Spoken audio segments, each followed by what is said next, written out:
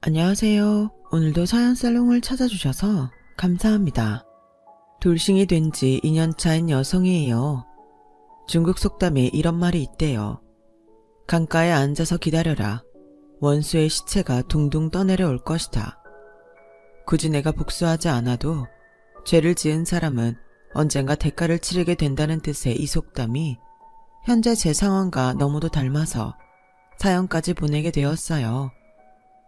저도 한때 이곳에서 여러 사연을 들으면서 위안을 받곤 했었는데 이번에는 제 이야기가 누군가에게 그런 선한 영향을 끼칠 수 있기를 바라고 있습니다. 저는 편부스라에서 자랐어요. 저희 부모님이 사별을 하셨다거나 이혼을 하셨다면 적어도 사람들한테 동정심은 살 수 있었겠지만 안타깝게도 저는 그럴 수 없었어요. 저희 엄마가 제 친구 아빠와 바람이 나서 야반도주를 했기 때문이었죠. 하루아침에 엄마를 잃게 된 저는 슬픔을 감당하기도 전에 사람들의 손가락질을 받아야 했어요. 쟤네 엄마가 딸 친구 아빠랑 바람나서 도망친 여자잖아. 그 이미 그 딸이라고 쟤도 어린 게 얼굴에 새끼가 줄줄 흐르는 것 봐. 세상에, 쟤네 아빠도 그렇지. 그런 일이 있으면 전학부터 시켜야지. 어떻게 뻔뻔하게 학교를 보내. 제 얼굴 볼 때마다 제 엄마한테 아빠 뺏긴 애가 얼마나 속상하겠어. 동네 아주머니들은 제가 지나갈 때마다 제 뒤통수에 대고 이런 말들을 떠들곤 했어요. 저 역시 엄마를 뺏긴 건 마찬가지였는데 제 걱정을 해주는 사람은 아무도 없었죠. 거기에는 그럴 만한 이유가 있었어요. 남편을 뺏긴 친구 엄마가 거짓말로 동네방네에 소문을 낸 탓이었죠. 지영이 엄마가 어떤 사람이었는지 아세요? 지 남편한테 사랑 못 받고 얻어맞고 사니까 온 동네 남자들한테 추파 던지던 년이었어요. 내가 그렇게 사정을 했는데도 기어이 순진한 내 남편을 꿰어서 도망까지 쳤잖아요. 우린 하루아침에 가장도 잃고 손가락 빨개 생겼는데 지영이네는 멀쩡하게 사는 거 봐요. 그러니 누가 피해자겠어요. 남의 집 불행을 막장 드라마 대용으로 삼던 동네 아줌마들은 이런 자극적인 사건을 그냥 두고 볼 리가 없었어요. 그 바람에 한 달이 건너 갈 때마다 살이 붙고 없는 에피소드까지 추가돼서 저희 엄마는 물론 아빠와 저까지 파렴치한으로 변해버렸죠. 결국 엄마가 집을 나가고 반년도 안 돼서 저희 집은 이사를 해야 했어요. 초등학교 졸업을 불과 2달 남긴 때였죠. 아빠, 나 학교 가기 싫어. 애들이 나보고 더러운 애래. 나랑은 짝도 안 하겠대. 아빠, 우리 이사 가자. 응? 하루가 멀다 하고 동네를 떠나자고 보채는 딸을 보니 아빠도 더는 버틸 수 없었던 모양이에요. 삶의 기반을 다 버리고 아빠와 함께 남들 자는 밤 몰래 이사를 감행했던 그날, 저는 결심을 했어요. 나는 절대로 엄마처럼 살지 않겠다고요. 자신의 이기적인 사랑을 위해 남편과 자식을 불행하게 만들어버린 엄마를 절대 용서할 수 없었거든요. 그런 엄마를 떠올릴 때마다 불행했던 어린 시절이 떠올라 어느 순간부터 결혼에 대한 회의를 느끼게 되었어요. 결혼에 대한 여지를 주지 않겠다는 강박감에 온전한 연애 생활도 시작하기 힘들었죠. 여중여고를 나와 대학에 들어가서야 남학생들과 한 강의실에서 수업을 듣게 되었지만 저는 좀처럼 남자한테 관심을 두지 않았어요. 저에게 남녀 사이란 세상에서 가장 더럽고 추악한 관계였으니까요. 당시에 저는 나도 어쩌면 내 엄마처럼 누군가에게 상처를 주게 될지 모른다는 두려움이 컸거든요. 하지만 세상 일은 모르는 거더라고요. 이런 제 마음을 바꿔준 사람이 있었거든요. 바로 제 남편이었죠. 남편은 저와 같은 동아리 선후배 사이였어요. 우리는 같은 시기에 캠퍼스 생활을 했던 건 아니고 제가 재학 중이던 때 직장이던 남편이 동아리 모임에 참석하면서 만나게 되었어요. 후배들을 격려하는 차원에서 술자리에 참석해 술값을 내주고 일찍 자리를 뜨는 선배들과 달리 남편은 후배들과 함께 3차까지 함께 했어요. 술자리가 파하자 남편은 기다렸다는 듯이 저를 집에 데려다 주었어요. 저와 같은 동네에 산다며 대리기사를 부를 테니 같이 타고 가자고 했죠. 함께 남편 차 뒷자리에 나란히 앉아서 가는 동안 남편은 자신이 동아리 생활을 했던 당시 얘기를 해주었어요. 그리고 취업에 대한 조언도 아끼지 않았죠. 솔직히 처음엔 제게 거리감 없이 다가온 친절한 남편이 부담이 됐어요. 동아리 모임 이후에도 자주 문자를 보내고 가끔은 전화도 해주었거든요. 통화 중에 제 목소리가 평소와 다르다는 걸 느끼고는 약을 사들고 저희 집까지 찾아오기도 했어요. 선배가 이러는 거 저 정말 부담스러워요. 저한테 잘해주셔도 얻을 건 없을 거예요. 전 남자를 사귈 생각이 없거든요. 누가 뭐래? 나 너랑 사귈 생각 없어. 그러니까 미리 선 긋지 마. 그리고 이건 우리 회사 인턴 모집 공고야. 직원 추천도 가능하대서 네가 원한다면 내가 널 추천해주려고. 너도 취업 준비해야 하잖아. 인턴 생활 해보면 너한테도 도움이 될 거야. 계약 기간 잘 버티면 정규직 전환도 되니까 이 기회 놓치지 말고 도전해봐. 남녀 사이와 선후배 사이 중간쯤에서 제게 호의를 베풀던 남편은 제게 자신이 다니는 회사 인턴 모집에 저를 추천해 주었고 덕분에 4학년 2학기 가을부터 저는 인턴 생활을 시작하게 되었어요. 회사에서 남편은 아직 직장 생활이 서툰 제게 자료 복사부터 품위서 작성하는 것까지 세세하게 가르쳐 주었어요. 낯선 회사에서 제가 기댈 수 있는 유일한 사람이었기에 점점 더 남편한테 의존하게 되었고 그러는 사이 남편과 가까워지게 되었죠. 그러다 인턴 생활을 마치고 정규직으로 전환되었을 땐 회사 내에서 남편과 저는 공공연한 연인 사이로 둔갑되었어요. 정작 우리는 사귀기로 한 적도 없는데 말이죠. 제 첫 사수였던 김 대리님은 종종 제게 형수님이라고 부를 정도였어요. 제가 왜 대리님 형수예요? 그 호칭 불편합니다. 유지영씨 왜 이래? 알만한 사람들은 다 알고 있는데. 지영씨가 기획실 이주임님이랑 사귀는 거 나만 아는 거 아니야. 우리 회사에 인턴으로 들어올 때 이주임님 추천서로 왔던 거잖아.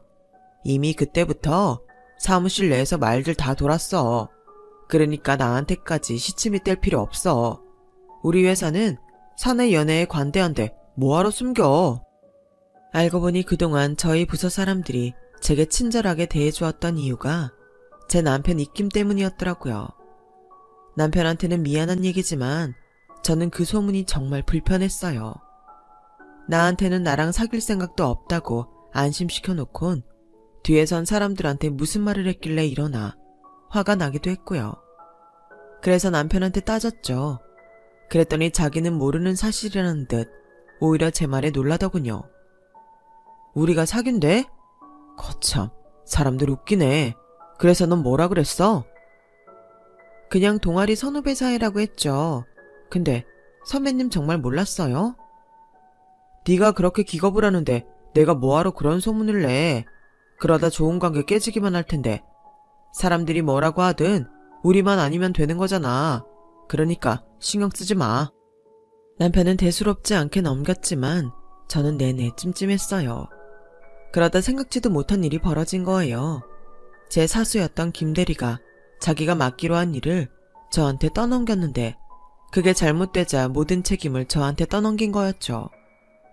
툭하면 제 기획서를 가로채고 자기 업무까지 저한테 떠넘기던 인간인지라 저도 참지 않고 팀장님께 그간의 일들을 털어놓았어요.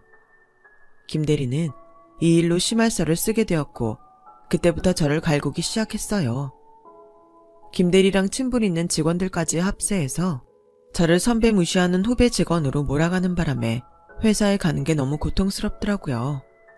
직장 내 괴롭힘 탓에 소화불량의 두통, 불면증까지 생겨서 약을 달고 살 정도로 제 몸과 마음은 피폐해졌어요. 저랑 부서가 달라서 정확한 내막을 몰랐던 남편은 제게 무슨 일 있냐고 자주 물었지만 남편한테 폐를 끼치고 싶지 않아서 입을 다물었어요.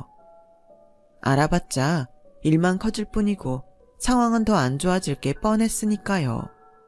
그런데 저 몰래 남편이 저희 부서 일을 알아봤던 모양이에요. 너 언제까지 당하고 살려고 그랬니? 참으면 그 자식이 알아서 개가천선이라도 할 줄 알았어. 참는 사람만 골병 들고 바보 되는 거야. 김대리 그놈 아주 악질적인 놈이야. 그 자식 때문에 회사 그만둔 신입이 도대체 몇 명인 줄 알아? 걔들은 몰라도 너는 비빌 구석이 있잖아. 날 이용하라고. 내가 도와줄 테니까. 왜? 나랑 연관되면 소문돌까봐 겁나서 싫어? 너한테 사귀자는 말 안 할게. 너 도와줬다고 생색도 안 낼게. 그러니까 이번 일은 내 말대로 처리하자. 응? 결국 저는 남편 손을 잡기로 했어요. 어렵게 들어간 회사를 그만두고 싶지도 않았고 가해자 때문에 피해자인 제가 상처를 받는 게 불합리하다고 생각했거든요. 그래서 남편 말을 따라 김대리를 비롯한 몇몇 직원들이 저한테 했던 직장 괴롭힘 증거로 음성 녹취와 동영상 및 제 병원 진단서 등을 준비했어요. 그리고 저희 부서 부장님께 자료를 넘기고 회사 내에서 이번 건을 해결해주지 않으면 정부기관에 정식으로 신고 접수를 하겠다고 말했어요. 부장님을 만나는 자리에는 남편도 함께 동석했고요. 결국 김대리는 지방 영업소로 발령이 났고 함께 저를 괴롭히던 사람들은 부서 이동과 감봉 조치가 취해졌어요. 남편 덕분에 상황이 잘 해결됐지만 남편은 그 일을 빌미로 제게 부담을 주거나 생색을 내지 않았어요. 오히려 전과 마찬가지로 편하게 저를 대해주었죠. 그런 남편의 모습에 그동안 빗장을 걸어 잠궜던 제 마음이 서서히 풀리기 시작했어요. 그리고 얼마 뒤 남편과 사귀게 되었어요. 이제 공공연한 연인관계가 되자 저는 우리 두 사람에 대한 소문이 두렵지 않더라고요. 같은 직장에 다니기 때문에 출근도 함께 하고 딱히 외부 업무가 없을 때는 퇴근도 함께 했어요. 점심도 늘 함께 먹었고요. 자는 시간 빼고는 늘 붙어있게 되자 사귄 지 1년이 지난 즈음에는 마치 부부 사이처럼 많이 가까워지게 되었죠. 그러자 남편이 청혼을 하더군요. 저랑 처음 만난 순간부터 따지면 4년 가까운 시간이 흐른 터라 남편은 결혼 정년기였던 탓에 시댁에서 결혼을 서둘렀거든요. 그런데 결혼 얘기가 나온 순간부터 겁이 나기 시작했어요. 어디론가 도망쳐버리고 싶다는 생각뿐이었죠. 연애의 끝이 결혼이 될 거라는 건 어느 정도 짐작했던 일이었지만 막상 닥치고 보니 걱정이 깊었어요. 저도 엄마처럼 될까 봐요. 하지만 도망치고 싶다는 마음과 달리 용기가 없었던 저는 남편 손에 이끌려 결혼을 향해 가고 있었어요. 하지만 상견례를 하기도 전에 아빠가 신부전증으로 세상을 떠나시면서 결혼 진행은 멈춰졌어요. 우리 부모님이 결혼은 내년쯤으로 미루시재. 너희 아버님 돌아가신 지 얼마 안 됐는데 결혼식을 진행하는 건 무리라고. 아쉽지만 어쩌겠어. 난 차라리 결혼식을 그대로 진행하는 게 어떨까 생각하지만 아버님도 안 계신 집에 너 혼자 두는 게 마음이 쓰여서 말이야. 남편의 말에 솔직히 저는 흠칫했어요. 말도 안 되는 소리지만 마치 아빠가 결혼을 두려워하는 저에게 시간을 주려고 일찍 세상을 떠나신 게 아닌가 생각하던 참이었거든요. 잠시 미뤄졌던 결혼은 이듬해 봄에 치르게 됐어요. 이제는 식장에 함께 들어갈 아빠도 안 계시고 결혼 준비를 도와줄 사람이 곁에 아무도 없어서 막막하기만 하더군요. 다행히 저랑 중고등학교를 함께 나온 절친 민정이 어머님이 혼수며 예단 준비를 도와주셔서 그나마 수월하게 결혼 준비를 해나갈 수 있었죠. 결혼을 하고 신혼여행에서 돌아온 주 주말에 민정이가 저희 집에 찾아왔더라고요.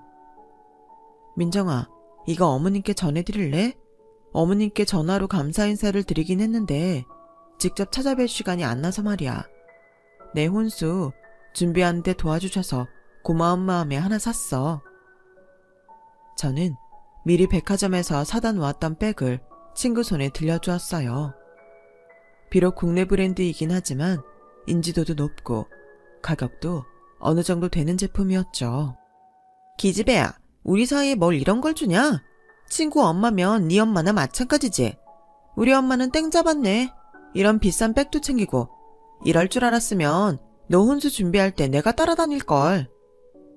민정이는 제가 선물한 어머님 백을 들고 거울에 비춰보며 아쉬운 표정을 지었어요. 그래서 혹시나 하는 마음에 물어보았죠.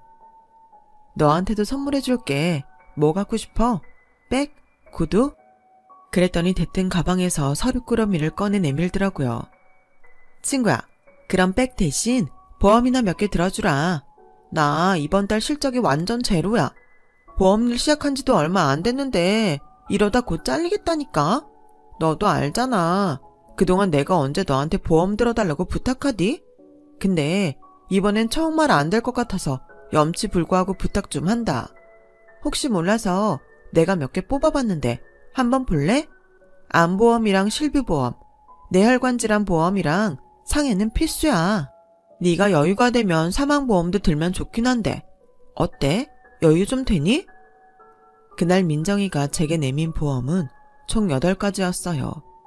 그중 필수라고 하는 4가지 보험과 사망보험까지 총 5개를 들어주게 되었죠.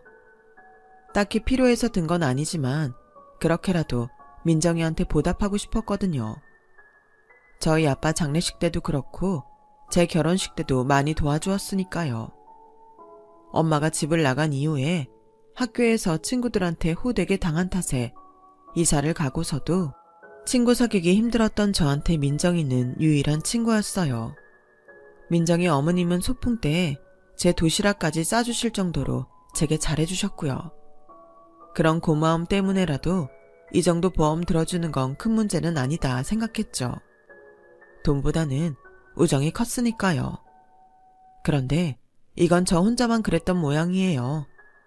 결혼식 후에야 알게 됐는데 민정이가 제 남편을 따로 만나서 남편과 남편 회사 사람들한테도 보험 상품을 강매했더라고요.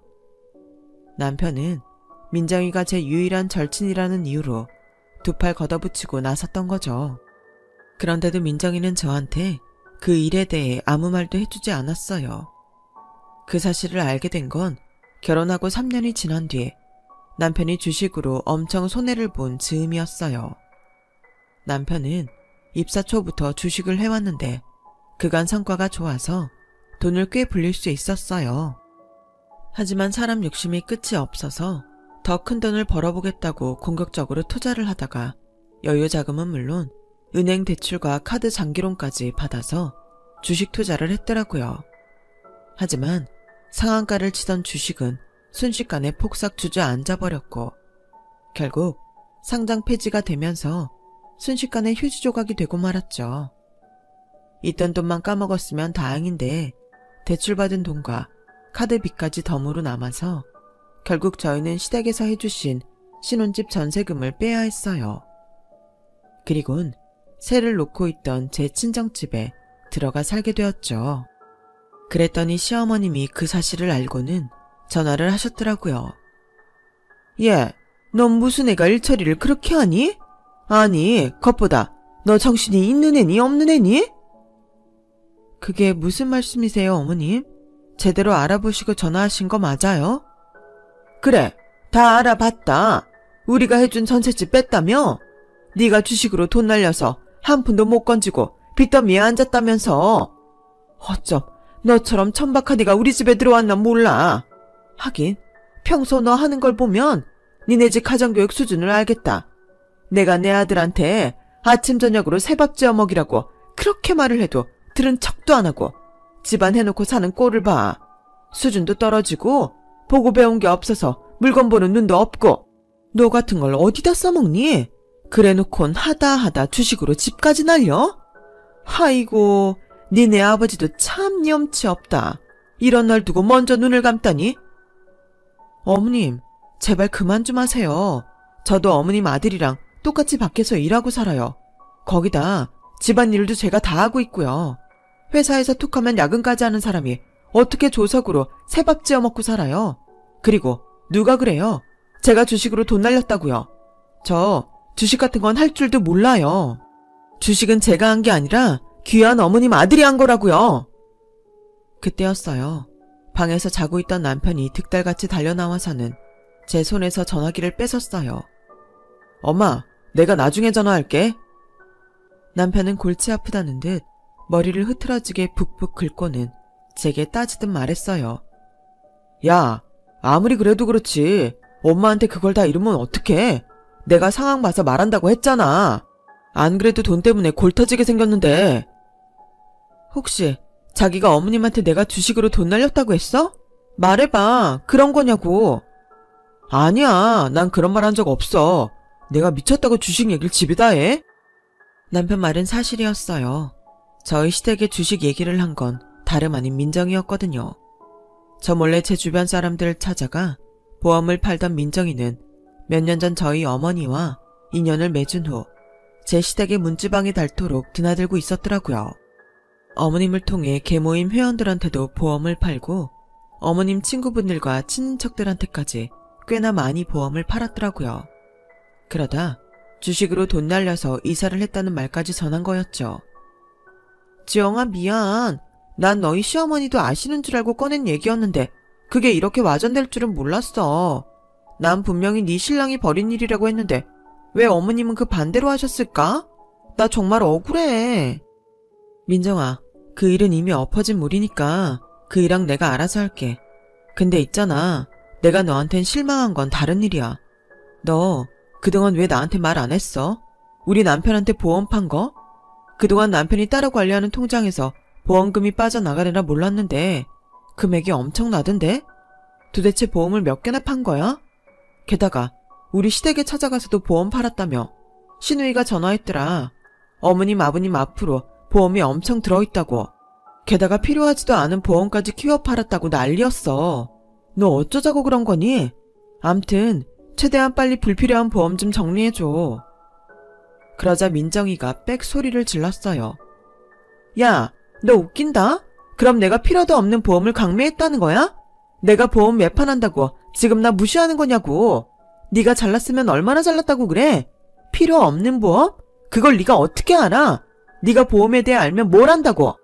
설계사인 내가 어련히 알아서 했을까? 암튼 난 그 보험 정리 못해. 그러니까 정리하려거든 네가 네 시어머니 찾아가서 해결해. 부모도 없는 기집애를 나랑 우리 엄마가 보살펴줬더니 그깟 보험 몇 개 때문에 사람을 우습게 알아? 너 인생 그렇게 사는 거 아니야. 그리고 앞으로 나한테 전화도 하지 마. 나 이제 너랑 친구도 뭣도 아니니까.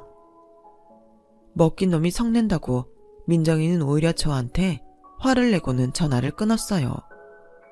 하는 수 없이 시부모님 보험 정리를 하려고 그 주 주말에 남편과 함께 시댁에 찾아갔어요. 간 김에 주식 문제는 남편이 저지른 짓이란 것도 설명드렸고요. 그런데 어머님이 대뜸 그러시는 거예요. 세상에, 우리 아들 몰골 좀 봐. 너 주식으로 돈 날렸다고? 네 처가 밥도 안 해주디? 얘 아가, 너 큰일 갖고 마음까지 상한 애를 밉다고 밥도 안 챙겨준 거냐? 어떻게 몇 달 사이에 애 꼴이 이렇게 돼? 솔직히 남편 몰골이 말이 아닌 건 다 술 때문이었어요. 일주일 내내 홧김에 술 마시고 외박을 밥 먹듯이 했거든요. 어머님, 아무렴 제가 남편 밥도 안 챙기겠어요. 이이가 하루도 안 빠지고 술을 먹고 다니니 이런 거예요. 저도 정말 속상해요. 네가 얼마나 구박을 했으면 애가 이러겠니? 집 날리고 네 친정집에 들어가 살게 됐다고 유세 깨나 부린 모양인데 너 그러면 안 된다. 니네 엄마 네 친구 아빠랑 눈 맞아서 집 나갔다며. 그런 콩가루 쥐구석에서 자란 주제에 어디서 꿀값은? 딸은 엄마 팔자 담는다고? 너도 안 그러라는 법 있겠니? 왜? 내가 어떻게 알았나 궁금해? 네 친구 민정이가 얘기해주더라. 결혼 전에 알았더라면 너 같은 건 들이지 않는 건데. 아휴, 집안에 여자 하나 잘못 들여서 이게 뭔 꼴인지. 창피한 줄 알면 알아서 기어. 눈 부라리고 대들지 말고. 그래놓곤 어디서 지 남편 탓을 해. 이래서 부모 없는 것들은 뭐가 티나도 나는 법이라니까. 하긴 그딴 애미애비는 없는 게 나은지도 모르지. 순간 온몸에 피가 다 빠져나가는 기분이었어요. 제 치부를 들킨 것도 그렇고 믿었던 친구한테 배신을 당한 것도 한몫했어요. 하지만 적어도 우리 아빠까지 싸잡혀서 욕을 먹는 건 억울했어요. 그래서 주먹을 불끈 쥐고 말했어요. 그러는 어머님도 부모 없잖아요. 어머님도 저랑 다를 바 없는 거 아니에요? 뭐? 이게 어디서 꼬박꼬박 말대답이야? 너 이제 눈에 뵈는 것도 없니? 잘 보이니까 꼬박꼬박 대꾸해 드리는 거죠. 제가 그간 눈 감고 귀 막고 입 닫고 살아왔지만 그런데도 어머님은 절 막대했잖아요. 어차피 사람 대접 못 받을 거라면 그냥 기분 내키는 대로 해야겠다 결심했어요. 그리고요 어머님, 아무 데서나 어머니 기분대로 소리 지르지 마세요. 천박한 티나요. 저보곤 그렇게 교양 있게 행동하라고 하시면서 어머님은 왜 그 모양이세요? 수준 떨어지기 싫이. 이게 미쳤나? 내가 수준이 떨어져? 야, 너 지금 말 다 했어? 아니요. 아직 다 못했으니까 말 끊지 말고 똑바로 들으세요. 나 이제 당신 며느리 안 할 거예요. 이랑 이혼할 거라고요. 뭐? 이혼? 니깎게 뭔데 이혼을 하라 말아야? 어머님은 버럭 성질을 내고는 저를 떠밀었어요. 그 바람에 저는 뒤로 넘어져 바닥에 머리를 부딪히게 되었죠. 정신을 차리려고 하는데 온 세상이 일렁이는 것처럼 흔들리다가 눈앞이 캄캄해졌어요. 안 그래도 요 근래 어지럼증에 코피도 자주 나고 체중까지 빠지면서 컨디션이 안 좋았던 저는 그대로 기절을 해버렸어요. 눈을 떠보니 병원이더라고요. 그런데 병실 밖에서 낯익은 목소리가 들리는 거예요. 민정이었어요. 민정이랑 남편이 대화를 나누는 소리가 들렸는데 그 내용이 정말 충격적이더라고요. 오빠, 그럼 골수이식 안 하면 지영이 죽는 거야? 급성 백혈병인데다가 상태가 안 좋아서 수술밖엔 방법이 없다더라. 근데 와이프 앞으로 보험 좀 있나? 있지. 내가 완전 빵빵하게 드러났지. 병원비도 보험으로 처리할 수 있고 죽으면 사망보험금도 억대로 나오니까 걱정 마세요. 내가 지영이 사망보험금으로 오빠랑 새 인생 살게 될 줄 누가 알았겠어? 아, 지영이 아빠 집은 팔아서 우리 아파트에서 신혼 시작하자. 아, 인생은 살고 볼 일이야. 근데 지영이 엄마 살아있다고 하지 않았어? 혹시 그 사람이 골수 이식해주면 어떡하냐? 오빠, 집 나간 지 20년 된 여자가 아직까지 딸한테 연락이 없을 땐 인연 끊었다는 증거야. 걱정 말라고. 그동안인 연놈들이 저모르게 뒤에서 붙어먹었더라고요. 내가 수술 외에는 살 길이 없다는데도 남편과 친구녀는 내 보험금으로 지들 새 인생 살 생각뿐이었어요. 억울하고 분통 터져서 도저히 순순히 죽고 싶지 않더라고요. 그래서 기력이 남아있을 때 엄마를 찾아야겠다고 생각했어요. 그래서 간병인 아줌마한테 부탁해서 사람 찾아주는 흥신소를 소개받았어요. 내 인생을 망가뜨린 엄마였지만 그래서 더더욱 엄마 골수라도 받아내야겠다 생각했거든요. 제 체력이 점점 더 떨어져서 혹시나 늦어질까 싶어 업체에 웃돈을 주고 급행으로 의뢰했더니 열흘 만에 엄마를 찾아냈더라고요. 엄마와 연락이 된 그날 밤 엄마는 병원으로 달려왔어요. 차림을 보니 돈이 꽤 있는 집에서 사는지 부티가 나더군요. 그 모습을 보니 더 화가 났어요. 아빠랑 나는 시궁창에서 허우적대고 살았는데 자기 혼자 잘 먹고 잘 살았구나 생각했으니까요. 그래서 당당하게 골수 이식을 해달라고 말했어요. 엄마가 일말의 양심이라도 있다면 골수 이식 꼭 해줘. 나 꼭 살아야겠으니까. 그거 해달라고 엄마 찾은 거야. 싸늘한 제 말에 엄마는 아무 말도 못하고 눈물만 뚝뚝 흘렸어요. 울 거 없어. 뭐 잘했다고 엄마가 울어? 나 이렇게 된 거 따지고 보면 다 엄마 탓인데 엄마 팔자 안 닮으려고 내가 얼마나 기를 쓰고 노력하며 살았는지 알아? 근데 이게 뭐야. 더 거지 같은 인생을 살게 됐잖아. 믿었던 남편놈이랑 내 하나밖에 없는 친구년이 내연관계래. 나 죽으면 나오는 보험금으로 지들 신혼생활 시작하겠대. 내 인생은 왜 이 모양일까? 나 정말 억울하고 우라통이 터져서 이대로 못 죽겠어. 그러니까 엄마가 나 살려내. 나 좀 살려달라고. 참았던 눈물이 쏟아지면서 저는 악을 쓰고 살려달라고 소리쳤어요. 엄마는 그런 저를 끌어안고 대성통곡을 하셨죠. 그렇게 폭풍처럼 20년 만에 모녀상봉이 지나자 엄마는 자신이 왜 집을 나갔는지 그리고 지금까지 어떻게 살았는지 차근차근 설명해 주셨어요. 남자랑 눈이 맞아서 집을 나갔다는 사실과 달리 엄마는 제 친구 아빠한테 겁탈을 당한 거였어요. 그래놓곤 오히려 엄마를 꽃뱀을 몰아 아빠 몰래 불러내 몹쓸 짓을 벌여댄 거였죠. 엄마가 경찰에 신고하려 하자 그간 자기와 잠자리를 했던 사진들을 아빠 회사랑 제가 다니는 학교에 뿌리겠다며 협박을 했고 엄마는 우리 모녀를 위해 도망을 쳤던 거였어요. 그리곤 외가가 있는 미국으로 가서 그곳에서 숨어 사셨던 거죠. 그러다 10년 전쯤 재혼을 하셔서 몇 년 전에 한국으로 들어오셨다고 하더군요. 제 결혼식도 먼발치에서 보고 가셨더라고요. 이럴 줄 알았으면 도망치지 말 걸 그랬어. 그랬으면 너도 네 아빠도 그런 수모는 안 겪었을 텐데. 엄마가 미안해. 이게 다 내 탓이야, 지영아. 앞으로 넌 아무 걱정하지 마. 엄마가 어떻게든 널 살릴 테니까. 엄마 골수도 줄 거고 우리나라에서 제일 좋은 병원에서 치료해 줄게. 엄마 돈 많아. 내 딸 이렇게 안 보내. 20년이 흐른 뒤에야 진실을 알게 된 저는 엄마 품에 안겨 모처럼 따뜻한 밤을 보냈어요. 그리고 며칠 뒤 엄마는 변호사를 선임해 제 남편한테 소송을 걸었어요. 민정이한테도 마찬가지고요. 비록 간통죄는 사라졌다고 해도 다양한 방법으로 죄를 물을 길은 있더라고요. 수임료가 비싼 로펌 변호사라서 그런지 일 처리도 아주 꼼꼼했어요. 그러자 남편이 달려와 이혼은 안 된다고 울부짖더라고요. 말로는 제가 불쌍해서 혼자 놔둘 수 없다고 했지만 실상은 제 보험금 때문이었을 거예요. 혼자 둘 수 없다는 놈이 나 몰래 민정이랑 붙어먹었니? 나 입원해 있는 동안 내 집에서 동거까지 하면서? 어떻게 알았냐고? 세상에 돈으로 안 되는 거 없더라. 하긴 그건 네가 제일 잘 알겠네. 너도 한때는 꽤 괜찮은 남자였잖아. 돈맛이 들어서 인간 말종으로 변하기 전까지는. 나 엄마 찾았어. 우리 엄마가 돈이 꽤 많더라고. 그래서 비싼 변호사도 구해줬고 내 복수도 대신해 주신대. 너랑 민정이 그년한테. 간통죄는 사라졌어도 니네 둘 회사에서 매장시킬 방법은 무궁무진하더라. 변호사 상담 받아가며 천천히 피말려줄게. 앞으로 넌 우리나라 어디에서도 회사에 취직하기 힘들 거야. 네가 자식을 낳아도 그 애가 손가락질 안 받고 학교 다니긴 힘들 거야. 그러니까 민정이랑 상의해서 피임 잘하고 살아. 안 그랬다간 니들 눈에서 피눈물 흘리게 될 테니까. 아, 그리고 나 곧 수술해.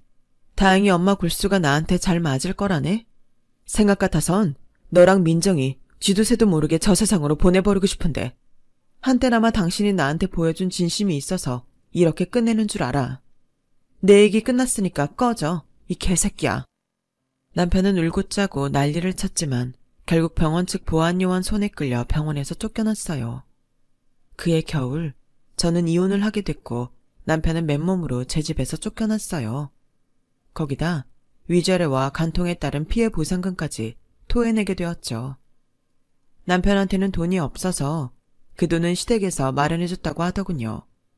민정이 역시 상간녀 위자료 청구 소송에서 패해 저한테 위자료를 물게 됐어요. 거기다 영업소에 간통 사실이 알려져서 같이 일하던 보험 설계사들한테 따돌림을 당하다 결국 보험일을 관뒀다고 하더군요. 그리고 2년이 지난 지금 저는 거의 완치 상태가 되어 엄마와 함께 살고 있어요. 엄마와 재혼했던 분이 돌아가시면서 엄청난 유산을 남기셔서 난생 처음 잔디가 깔린 저택에서 살고 있죠.